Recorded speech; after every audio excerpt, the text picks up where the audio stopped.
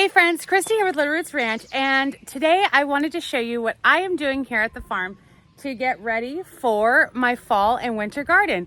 So we'll start first here. These are soil blocks, and so I'm going to be putting kale and chard, Swiss chard, and like a purple sprouting broccoli and stuff like that in there. I've got a lot more soil blocks to make. But I wanted to show you I'm getting started on those. And then I have soil blocks that I actually made earlier.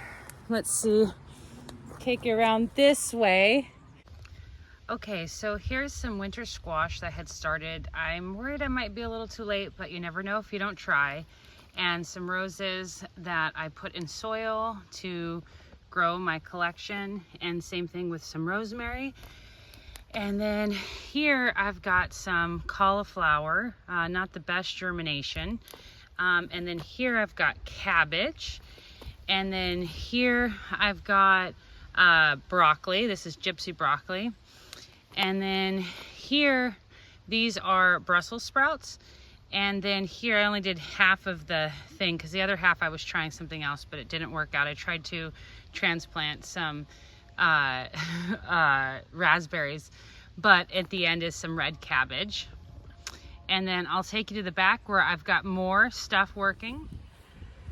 So one of the main components in getting ready for the fall and winter garden is turning over all the stuff that was used in the spring garden, like especially the stuff that kind of went to seed or isn't edible once it got really hot. So like your Asian greens, spinach, things like that. So that's kind of what I've been working on here. Right behind where I'm standing will eventually be more garden beds. But to get that area prepped, I cleaned out the chicken coop, and I've got the chicken manure mixed with wood shavings, and I'll spread that out and then put compost and wood chips down over it to make beds. But I haven't got to that yet. But yeah, so basically that's what I've been doing, and I'll show you a little bit more in this garden area. This is the pig garden. Again, the names are just based on what they're near. We were in the people garden before. Behind you is the sheep garden, the chicken garden's over there, and the pig garden's back here. But I'll show you some stuff. I don't know if you remember the last tour video I did, but I had a lot of things that were going to seed and I left them so that the bees could visit them. But I've been feeding those to the pigs and the chickens because they love eating them, and clearing that out. And I've already actually seeded some carrots, which I need to do a lot more carrots, but some carrots and some lettuce. So let me give you a better view of that. So this is one of the beds that I've been working on here. You can see my zucchini and my corn. There you go. Popcorn is right behind that. But if we come this way, so you'll notice that the garden is a lot more cleaned out. And so this row right here that goes all the way down, I've cleared that out. And I actually planted, I think it was bolero carrots, which are like a storage carrot. They're like a thicker, hardier carrot. And so I've planted those there. And then over here, that's my sprouting broccoli, which I loved, by the way. It's starting to go to seed. I haven't been able to keep up on it, but I've planted lettuce and stuff like that. My cauliflowers, which are right there, are about puttering out. I've got Napa cabbage in the back, and these are some Asian greens. As you can see, some of them are going to seed. You can tell when they start to get tall, but those are actually edible. It kind of looks like a broccoli. You can just snip that off. And then one thing I wanted to show you is an area. So I just cleared out this area. I've got some radicchio right there that's not doing too well. I actually kind of forgot about it because I had bok choys that had gotten so large and they just cast a shadow. But so I just cleared that out, as you can, or let me line up my hand. I just cleared that out. I've still got to get the very end right there, as you can see. But one thing I wanted to talk about is that with the heat that's coming, if you have an area of your garden, even if it's small or even if it's large, that's gotten out of control, the end of July and August, even mid-July, is an excellent time to go ahead and address that before you get to next year's garden. And let me come show you what I mean by that. So as you know, all of this garden area, let me try and set you on something. Let's see, I'll put you on my BCS. I don't know if you'll be able to see. Okay, maybe, I think so. Okay. So all of this, the entire pig garden and the sheep garden and the chicken garden actually did not exist last year. All of that was created early this spring, and I learned that I expanded a little too quickly. But that's okay. I've just been working really, really hard and crying a little bit. No, I'm kidding. No, I'm not. But so anyways, one thing that happened was I was able to keep up with all the gardens, but right behind me, which was garden bed, I've been mulching it down so it looks like just grass, but there is compost and wood chips underneath it. But one thing that got away from me was the grass. And so once it started getting to a level where it was getting too difficult, I did have garlic and strawberries in there, but it started getting away from me too much, and to a point where I was like, you know what, I just need to cut my losses and I'm gonna let it go for a little bit, focus on other parts that I'm doing better at. And when it comes to the heat of the year, those 2 weeks a year, right? When it comes to the heat of the year, I'm gonna tarp it. And so that's called occultation. And occultation is where you deprive the plants of light and for an extended period of time. People in like the South or whatever, or Texas, can do it for a lot shorter of a period. But for us in the Pacific Northwest, it just doesn't get as hot. And so occultation can happen on large scale and small scale. So for small scale, it's as simple as, like, if you have a patch in your garden where like the grass or some kind of weeds or whatever have gotten away from you, what you can do is cut it really close, as close to the soil as you can. And then and this is a no-till way, of course, and then you can cover it with something. If you've got a really tiny garden, that might be like a couple cardboard boxes flattened down and set on top of it, maybe with like a little brick or a rock to hold it in place, or anything that you have lying around, like an old piece of plywood. I know those are worth like, you know, $300 now, but like an old piece of plywood or an old carpet, or really anything that you have. Cardboard boxes are great because most people have those. And then if you're a little bit larger scale, then what you get into are tarps. And so this is a tarp here. And so it has two sides. It has a white and a black, and I have it folded over because it's old, and so it has like holes, and so when I double it up, then it just works like new.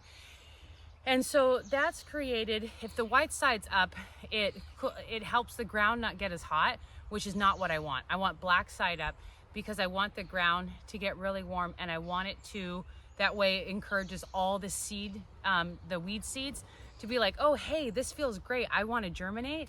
But then when they germinate, there's going to be no light. And so then they'll use all their energy trying to find the light, which there won't be any. And then I'll remove the tarp. Usually it takes about like a month or so. It really depends on the weather that we have and what type of weeds you have. If you don't need the space, it's better to just leave it till like the spring, honestly. And that'll take care of your problem without having to till or whatnot. And so that's what I'm working on. So I've already cut the grass really low. Again, I know it looks like it was just a solid grass patch, but it's like all like the mulch or whatever. And then, which on its own will break down and provide that nitrogen back into the soil. I've also got some of the wood, I always call them wood chips, but they're not. Wood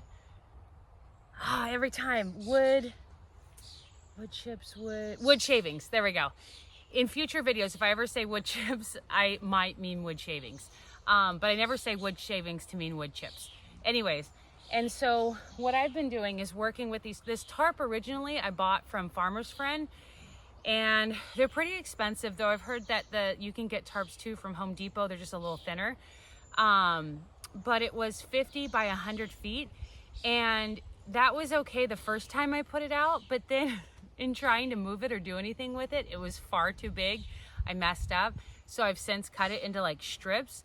So what I'm gonna do, as you can see behind me, I think I'm gonna need about 4 of the tarps, because again, I have them folded over so they're extra thick. And I think I have them like, I think they're like 4 or 5 feet wide. And so I'm basically gonna tarp this whole area behind me. So that way, and that the occultation can happen. Because the thing is that if I don't address my weed problems this year, then I will spend next year also dealing with them. So even though it sucks to take a little bit of land out of production, especially when I just got that land, it's more important just to take care of it. So I'm gonna go ahead and tarp it. And what my hope is that even though it'll be out, those several rows will be out during the heat of the season, the end of July and all of August probably. Then in, you know, September or whatever, I can plant quick growing greens, or like my spinach that's going to, because spinach is actually one of the few things that will keep out, albeit slow, spinach will still put on new leaves even when it's cold out. And we have our mild winters here in the Pacific Northwest, or usually mild. And so what I'll do is when I remove the tarp, assuming that everything's been done, if it still shows signs of life, then I'll leave it tarped till next year. But my goal, fingers crossed, is to pull it up in September-ish and get spinach and or lettuce, things that are quick to turn around, and get those planted there. I might also do some garlic. Obviously the garlic that was in there was just lost. I just mowed it all down, and same with the strawberry plants. I'll need to order more, but it was just easier to do it that way. I find time my biggest problem, you know, like finding the time to do everything. But yeah, so that's part of the fall prep that I'm doing. It's basically like a midsummer garden cleanup and getting ready for all the crops and slowly transitioning out. Because in the early spring, everything's leafy, right? You know, you're planting your Asian greens are like the stars of the spring and fall as well, not the summer. You know, and different lettuce and all of your greens and stuff like that. But you're also starting what you're going to be harvesting in your summer, which is your tomatoes, peppers, cucumbers, zucchini, squash, things like that. And so you basically start your spring and summer garden at the same time, but then you kind of coast a little bit over summer, but right about midsummer, that's when you start for your fall and winter garden, if you're doing those, which I highly recommend. And so yeah, I just wanted to show kind of what I'm doing here. As far as the greenhouse grows, as far as the greenhouse goes, there's not much I'm doing at the moment, because I've got in there is all my tomatoes, cucumbers, eggplant, peppers, and strawberries. And so the strawberries are perennial, so they're not going anywhere. And everything else is just almost like I just harvested my first couple cucumbers earlier in the week. And my tomatoes are about to all come online, which is really exciting.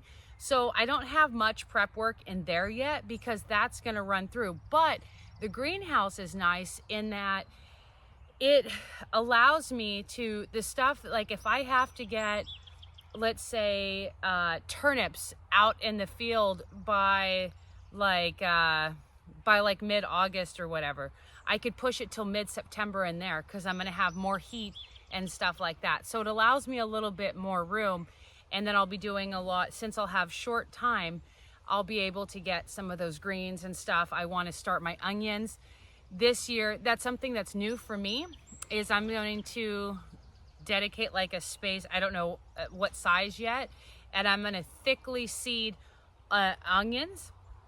And then in the spring, I'm gonna pluck them because they'll be really close, like almost like a carpet, but not exactly that close, but that kind of idea. And then I'll pluck those out and transplant them. I haven't done that, but I heard that is the biggest, like that's how you get the biggest onions, especially like the Walla Walla onions.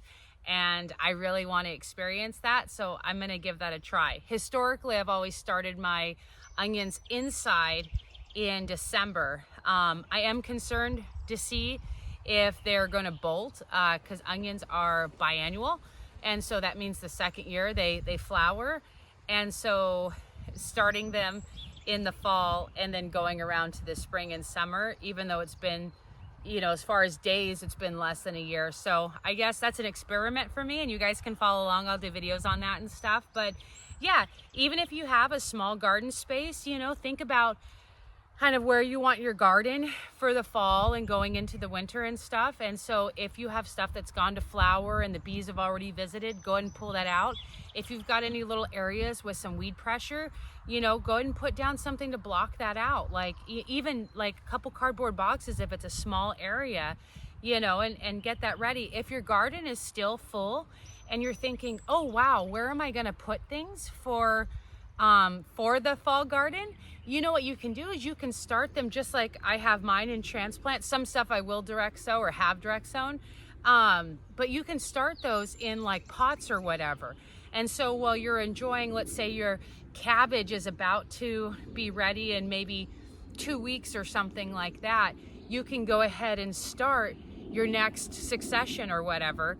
And then when those get a little larger and are healthy, then you can just swap those in. So there's a lot of things that you can be doing. I just wanted to share what I'm doing here. Mostly I'm excited for, I don't know, I love the fall garden. It's always my favorite. You know, summer I feel like is always where I feel like I'm always one step behind. And by one, I mean like 150 steps behind, especially this year. This year is an insane year. And actually, to that topic is, if you are, I know I've said this in comments and stuff, but if you are a very first year gardener and you feel like you're a little behind or your garden wasn't what you wanted it to be this year, or even if you're just a new gardener, I don't want you to beat yourself up, because this year was so bad for so many people. Even on like professional farming level, I know so many farmers who were struggling, or they couldn't plant their tomatoes into their greenhouse because their greenhouse had standing water, or nothing was growing, or, you know, like, and then we heated up, right, you know, almost literally overnight, and everything went to seed and stuff. And so, and it's just, so if you're feeling a little frustrated with yourself, please don't. The weather has been crazy. And also there's always going to be things with gardening. You know, we put out our best work and intentions, and then bam, something else happens. But anyways, I'm curious. I'd love to hear what you guys are doing with your fall planning garden, like fall garden planning. If you want to share that, or if I missed something, or we can learn from each other. But I'd love to hear about that. And thank you for watching, and happy almost fall. I love pumpkin spice lattes. Okay, bye.